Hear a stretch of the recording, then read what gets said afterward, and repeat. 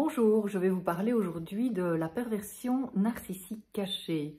C'est une autre dimension de la perversion narcissique qu'on néglige très souvent en mettant en évidence surtout l'aspect intimidant, grandiose, dominateur du pervers narcissique, homme ou femme. Et pourtant, il y a une autre façon d'exercer l'emprise sur l'autre, c'est d'utiliser le rôle de victime. Et donc, le pervers narcissique utilise le rôle de victime qui est décrit dans le triangle de Karpman comme étant le triangle de la manipulation, avec à une pointe le sauveur, à une autre pointe la victime et à la troisième pointe le rôle de persécuteur. Et donc, dans ce rôle de victime, eh bien, son intention n'est pas de faire une demande d'aide, ce qui est la plainte traditionnelle, on va dire, mais ici, la plainte vise à culpabiliser et dénigrer la proie. Par exemple, il se plaint d'être manipulé, exploité, maltraité. Et par exemple, il peut dire « Je suis toujours pris pour le mauvais dans cette histoire. C'est toujours à moi que tu t'en prends. » Et donc, cette plainte est l'expression d'un mécanisme de défense qu'on appelle aussi l'identification projective. Comme il ne reconnaît pas en lui une dimension de vulnérabilité, par exemple la peur, l'angoisse, la tristesse, l'impuissance, etc., eh bien, il va projeter en lui ses spécificités et il va faire vivre à la proie ce que lui ne veut pas vivre. C'est l'autre qui ment, qui le dénigre, qui le diffame. C'est l'autre qui est un égocentrique, un sans-cœur. Et c'est ainsi une protection contre l'effondrement psychique. Et cet effondrement, il est lié à des traumatismes, des abus narcissiques, émotionnels, sexuels vécus dans son enfance. Cette plainte continuelle lui permet donc de culpabiliser sa proie et d'exiger d'elle le sacrifice de soi. Dans ce sacrifice, elle joue le rôle de sauveur, elle entre dans le triangle de Karpman où l'entraîne le pervers narcissique. La victime étant culpabilisée, elle tente en effet finalement de prouver à son agresseur qu'elle n'est pas comme il dit qu'elle est. Elle tente de prouver sa valeur et de cette façon-là, finalement, elle en arrive à nier à son tour ses émotions, ses besoins, ses désirs, ses limites et ses valeurs. La victime s'efface de plus en plus et joue le rôle de sauveur. Elle s'enferme avec son agresseur dans le triangle de Karpman. Elle perd son esprit critique car elle est de plus en plus envahie par ses émotions pénibles. Et c'est la peur, l'angoisse, la tristesse, la honte, la culpabilité qui prennent de plus en plus de place. Elle n'a plus la distance nécessaire pour analyser, réguler ses émotions. Elle peut même en arriver à se dissocier de son corps tellement les émotions sont insupportables. Et donc, suite à l'alternance de plaintes et de flatteries, elle reste confuse, elle ne sait plus quoi penser. Et plus la relation d'emprise avance, plus les flatteries diminuent et plus les agressions violentes augmentent sous la forme soit de reproches, soit de plaintes récurrentes. Ce sont donc des atteintes à son intégrité psychique. Et finalement, elle perd de plus en plus son énergie, elle perd de plus en plus son estime de soi, sa confiance en elle. Affaiblie psychologiquement par le pervers narcissique, elle est de plus en plus dépendante de lui. Elle perd ses ressources car elle ne voit plus en son agresseur que le sauveur. Finalement, elle est isolée de son entourage et finalement, eh bien, les rôles s'inversent. Elle voit en ce pervers narcissique, homme ou femme, le sauveur et elle devient réellement victime.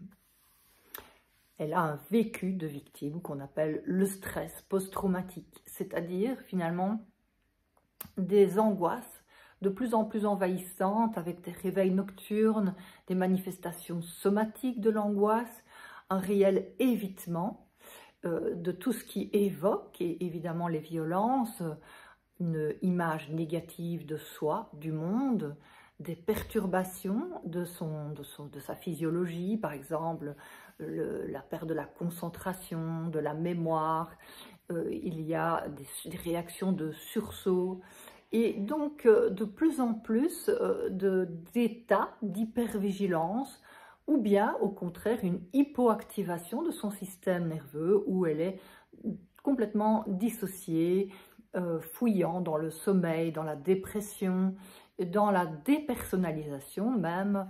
Et donc ces états sont liés au traumatisme subi. Elle n'ose plus finalement s'exprimer. Elle attend d'être sauvée par son agresseur, car elle a perdu de plus en plus son identité, isolée dans l'emprise par le pervers narcissique.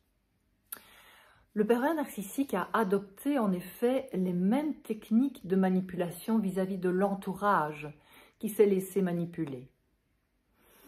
Il se victimise, il dénigre ceux qui lui résistent, il flatte ceux qui vont dans son sens, qui croient à ses mensonges, qui se laissent aveugler par ses flatteries ou ses cadeaux. Par exemple, il se plaint d'un proche qui voit clair dans son jeu en disant que finalement ce proche est un tyran, qu'il est envieux de leur couple, et c'est la raison pour laquelle il maltraite le pervers narcissique, par exemple. À nouveau, il inverse les rôles. C'est lui qui n'est pas reconnu, qui n'est pas aimé, apprécié. Cette inversion, associée aux messages paradoxaux, rend la victime confuse. Par exemple, il va dire « je t'aime » sur un ton glacial. Ou bien il dira « merci » avec un regard hostile. Il peut reprocher à l'autre d'être égoïste pour qu'il se sacrifie. Et ensuite lui reprocher de se sacrifier parce qu'il n'avance pas dans ses projets et que c'est un incapable. Finalement, ainsi que quoi qu'elle fasse, elle est toujours coupable. La victime est toujours considérée comme nulle. Et donc la victime n'ose plus ouvrir la bouche. Tout ce qu'elle exprime est retourné contre elle. D'autant plus aisément que le pervers narcissique ment avec une absence de culpabilité et de remords. Il peut même dire « je n'ai jamais dit ça », sans sourciller. Il transforme le récit des faits et il les réarrange à sa manière, en gardant certains éléments de réalité et en transformant d'autres. La victime perd ainsi de plus en plus confiance en ses perceptions. Elle doute de plus en plus d'elle-même et de ses valeurs. Le langage flou s'associe aux plaintes perverses de manière à aggraver le sentiment de culpabilité et la perte d'estime de soi de la proie. Elle n'est jamais assez bien. La proie du pervers narcissique adopte ainsi le rôle de victime en attendant du pervers narcissique une reconnaissance positive qui ne viendra jamais, puisque le but du pervers narcissique est la destruction de l'identité de sa proie pour se protéger, pour survivre. Il ne peut pas faire autrement. Donc là, il adopte évidemment dans cette destruction le rôle de persécuteur. C'est bien sûr la violence psychologique, la violence verbale. Et dans cette violence verbale, on retrouve les plaintes qui visent à installer et maintenir l'emprise. Quelle est la solution? Eh bien, la solution pour la victime est de sortir du triangle dramatique, le triangle de Karpman, sortir du rôle de victime, en prenant conscience d'abord de cette manipulation perverse. Et là, bien sûr, ça se fait progressivement, en prenant conscience notamment des conséquences négatives sur elle, en recourant à des personnes ressources, des personnes bienveillantes qui peuvent l'aider à prendre du recul, à réguler ses émotions, à retrouver les ressources qu'elle avait auparavant ou en trouver de nouvelles. Ces personnes peuvent l'aider en réinsufflant en elle la confiance, l'estime de soi, la sécurité bien sûr, la puissance intérieure. Ça peut être aussi de prendre un modèle qui manifeste ses qualités. La personne qui est victime peut penser à un personnage de film, un personnage de roman, ou à une personne publique, ou encore à une personne de son entourage qui manifeste ses qualités et pouvoir à ce moment-là sentir ce que le modèle ressent. Et ces sensations agréables, l'émotion agréable, eh bien, elle les intègre. Et en les intégrant, eh bien, elle peut vraiment les imprimer dans sa mémoire grâce à l'exercice des ailes du papillon. Donc, elle se prend dans les bras. En inspirant, elle presse un biceps. En expirant, elle relâche. Puis, elle inspire, elle presse l'autre biceps. Expire, elle relâche. Et puis, elle alterne ainsi le temps nécessaire pour vraiment ressentir le ressenti du modèle.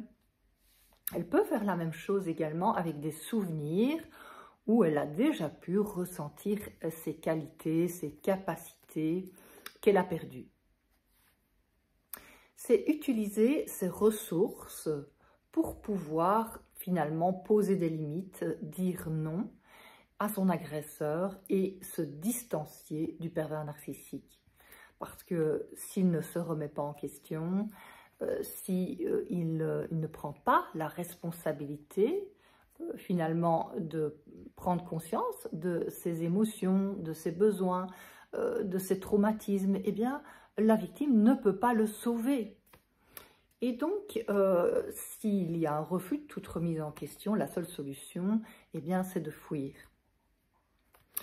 Si ce n'est pas le cas, eh bien, la victime risque d'être de plus en plus la poubelle psychique du pervers narcissique et finalement de perdre complètement son identité au point d'en arriver à un état de dépersonnalisation, c'est-à-dire ne plus du tout savoir qui elle est et intégrer en elle tout ce que le pervers narcissique ne veut pas ressentir en lui. Cet état peut aller jusqu'à la déréalisation, c'est-à-dire vraiment perdre le contact avec la réalité et se laisser complètement manipuler comme une marionnette.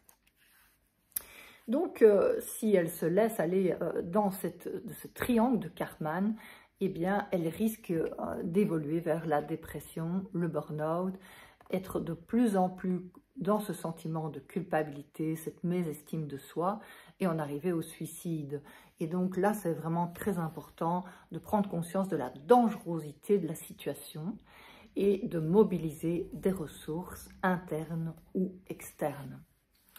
Une fois que la proie du pervers narcissique a acquis ses ressources, eh bien alors, elle peut se tourner vers l'enfant intérieur en elle qui a été complètement nié, bafoué, abusé et finalement qui a peut-être été dans un état de mort psychique face à toute cette situation d'abus.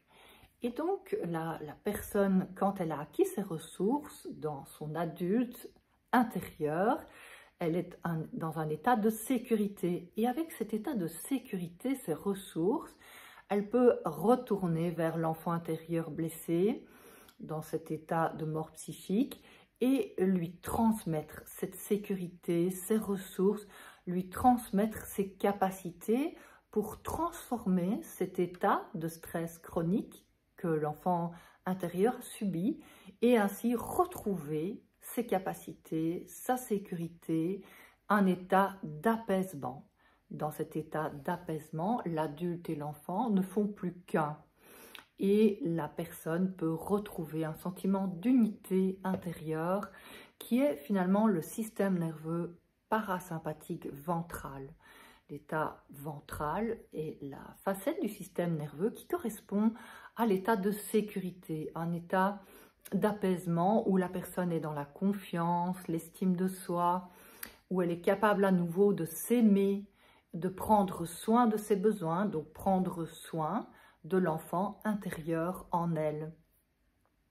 Et plus elle prend soin de son enfant intérieur, plus la proie est capable de poser des limites car elle retrouve l'énergie nécessaire pour poser ses limites. Si vous voulez en savoir plus, vous pouvez lire Les victimes de pervers narcissiques, récits et témoignages, dans la collection soit récits et témoignages, soit sans questions-réponses aux éditions Ellipse. Si vous voulez mieux comprendre la perversion narcissique, eh bien vous pouvez lire également Les pervers narcissiques, récits et témoignages aux éditions Ellipse ou Les pervers narcissiques sans questions-réponses également aux éditions Ellipse. Et je vous souhaite une bonne journée.